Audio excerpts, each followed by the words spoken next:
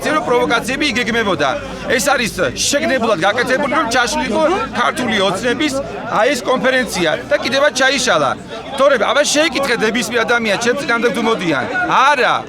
ხო მთელმა წალენჯი ხომ იცოდა რომ ქართული პარტია, ქართული ოცნება იქმნებოდა. ყველა ვიცოდა აბსოლუტურად. ეს არის ბლეფი, ახლა რომ საუბრობენ, რომ ის არ ვიცოდითო.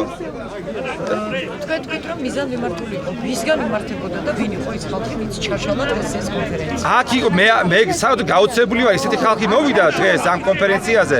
საერთოდ არც კი მინახია, ეს არის თუნდაც ზვიადის და ბრთა, ეს არის ბატონი ოთარ ბელქანია მობრძა და მეუბნება რომ მე ვარო პარტია ქართული ოცნების დამფუძნების დელეგატიო და შენ არა გაქვს უფლებაო რომ იყო. ეს არის შეგნებული პროვოკაცია ყველაფერი, ყველა მთელმა წალენჯიხამ იცოდა რომ პარტია იქმნებოდა. არც ერთი ადამიანი ჩემ წინამდე არ მოდის, იმიტომ რომ მე ყოველთვის სიმართლეს ვამბობდი, ეს არის კიდევ ერთხელ ვაცხადე პროვოკაცია ნაციონალური მოძრაობის მიგაგისავე მოწყობილი. აი მთელი ის ყველა დამეთანხმება. არ შეიძლება ასე სიტუაცია. ეს წალენჯიხა პატარა რაიონი და ყველა მიცოდა რომ ქართული ოცნება შტაბი გუგეც ანაბა შტაბში ქონდა შტაბი და იქ ვაწერიანებდით ხალხს. ყველა მიცოდა აბსოლუტურად. აქ იყო საუბარი რომ კულუარულად ხდებოდა. არანაირი კულუარულად ხდება მთელმა წალენჯიხამ იცოდა, უბრალოდ დელეგატთა მანდატები წუხელ ვერ დავარიგეთ და ხდებოდა ამ დილით დარიგება.